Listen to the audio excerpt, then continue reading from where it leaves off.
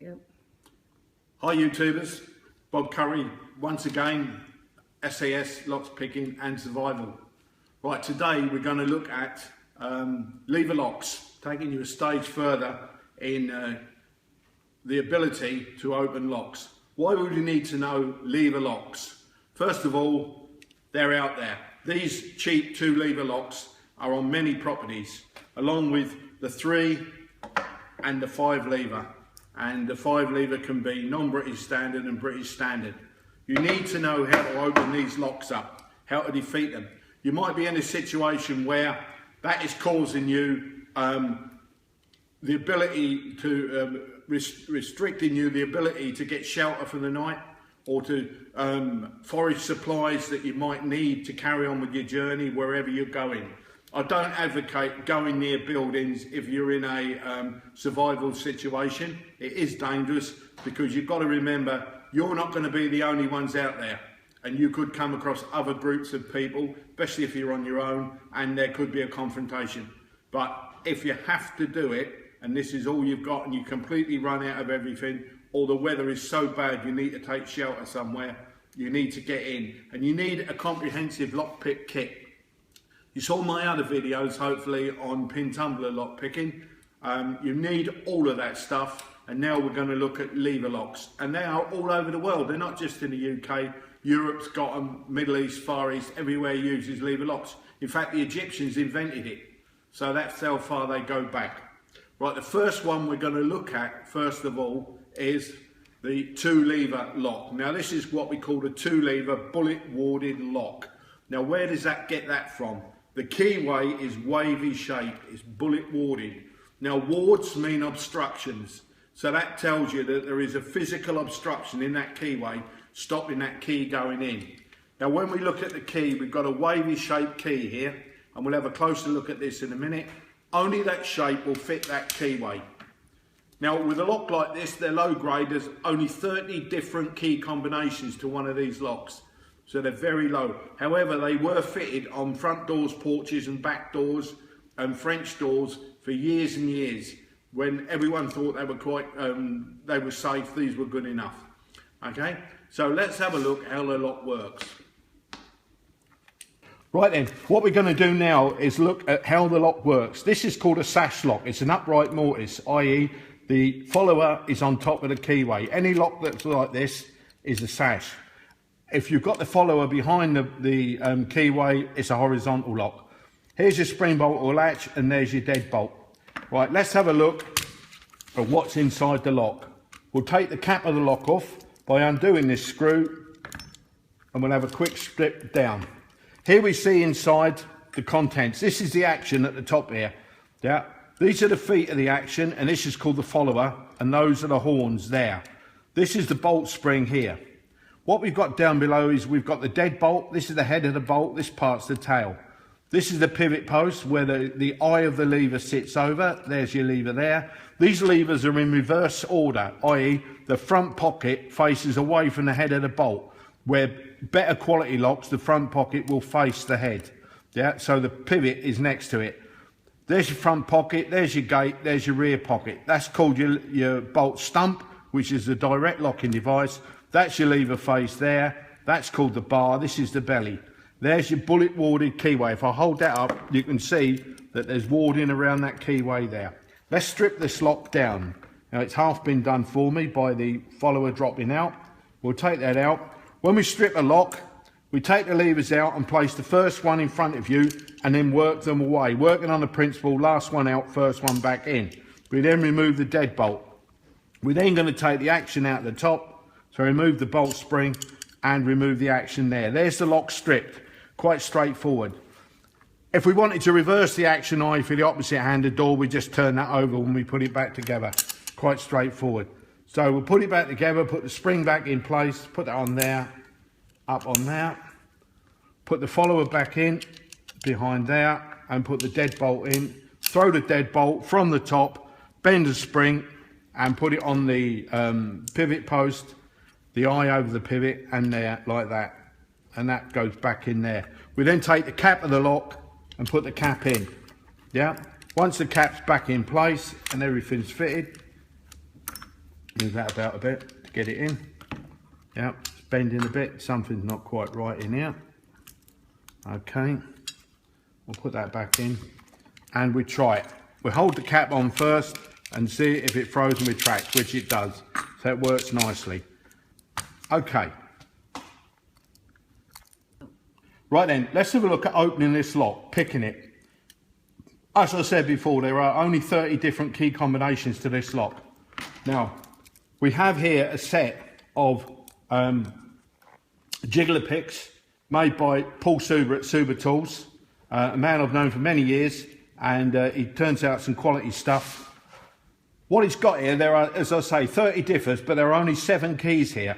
And the reason there's only 7 is because these patterns that you see on the keys are repeated. Like if we take this one here, these steps might be on one of the keys at that height, but then you'll get another one where they might be half the height again, and then another one where they're half the height again. So you've got 3 different heights. But by removing the pin off the end of the key, which is that part there, yeah, instead of having it rotating on its axis, you can then move the key up and down like that. And by removing any possible ward locations, by thinning the key down there and removing the ward locations there and there, anything in that keyway won't stop this key from turning. So we can use it in 9 positions, which is 1, 2, 3, and tilt it back 1, 2, 3, and forward 1, 2, 3. So we get 9 positions out of 1 key. At the same time, we put it in the lock, we engage in the talon, and we throw as we turn. We lift and throw, and we support with our finger underneath. There are 7 keys in this series, as I said, and they're numbered 1 to 7. The numbers are on the side of the keys. And what this does, I think this is number 1 now. What this does is, that's number 7. Where's number 1? There it is there. That's number 1.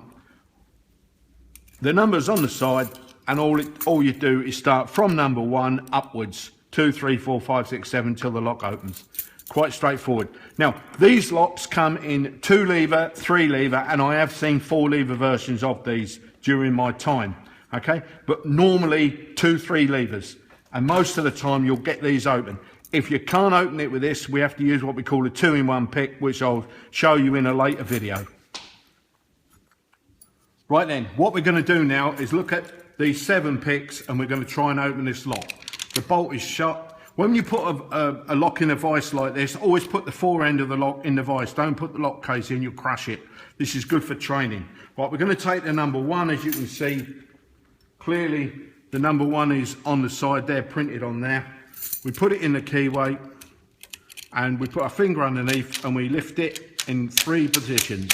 1, 2, and 3. We tilt it back 1, 2, 3, and forward 1, 2, 3. Nothing happens, so we go on to number 2 in the series, which is this one here. Yeah, slightly different pattern. Try 1, 2, 3, nothing. 1, 2, 3, nothing. 1, 2, 3, nothing.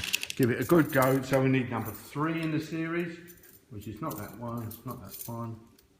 It's that one there. Completely different shape again. 1, 2, 3. Tilt it 1, 2, 3. Let's see if it goes. Give it a good go. Don't just try it and say, oh, well, that's not work. You've got to try it till it goes. Oh, there we go. Look at that. So that was perseverance. Once again, the patron saint and locksmiths came in. Yeah. You've got to keep at it till it goes. Don't just give it one go and try it and it stops. Okay. So number 3 out of 7 worked with that. All right.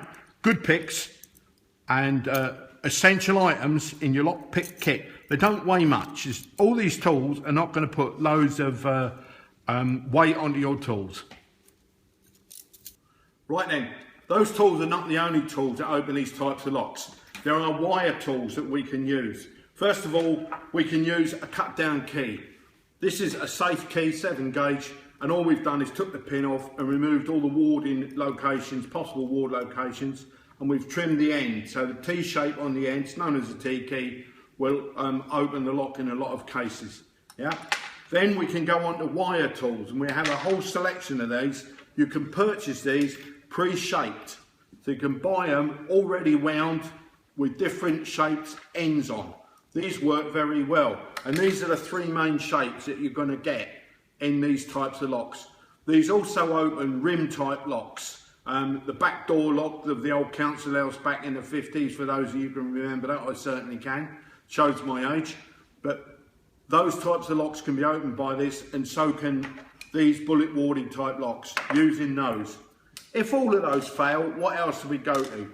We go to things like a 2-in-1 pick, a 2 picks in one, where here we've got an inner bar with a long pin on the end and a step. Then we've got an outer sleeve with a step on it.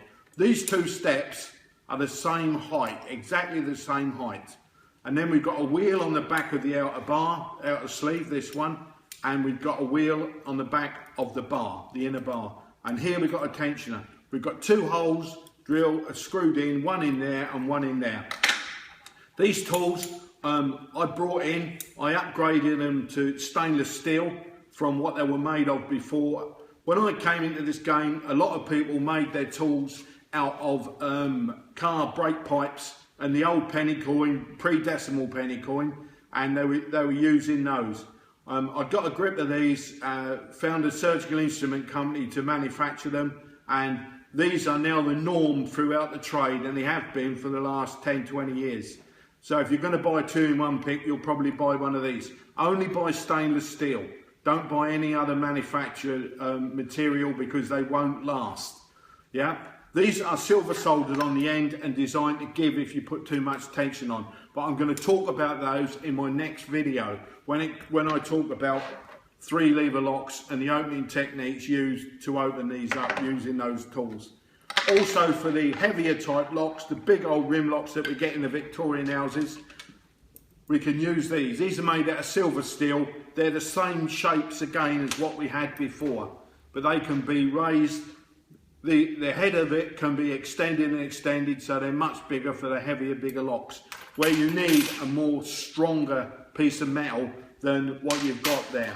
Okay, so we've got all the tools, everything.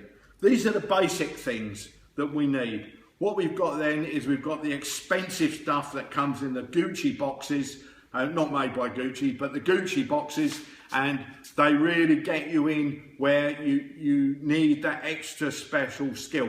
Don't forget, someone spent many years designing these things to keep you out, and you need to know how to defeat them.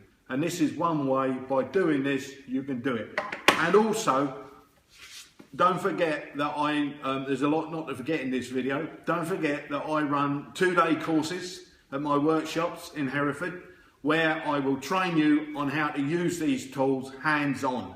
Yeah, you will come away from here being completely dangerous. Yeah, and you will know how to open all the pin tumbler locks and all the lever locks, because we do a day on pin tumbler and a day on lever. I will show you how to use all this kit and the other stuff, the Gucci kit, and how to get in. Okay, my name's Bob Curry. This is a SAS lockpicking and survival. If you want to come and see me and do my courses, you'll be most welcome. Thank you.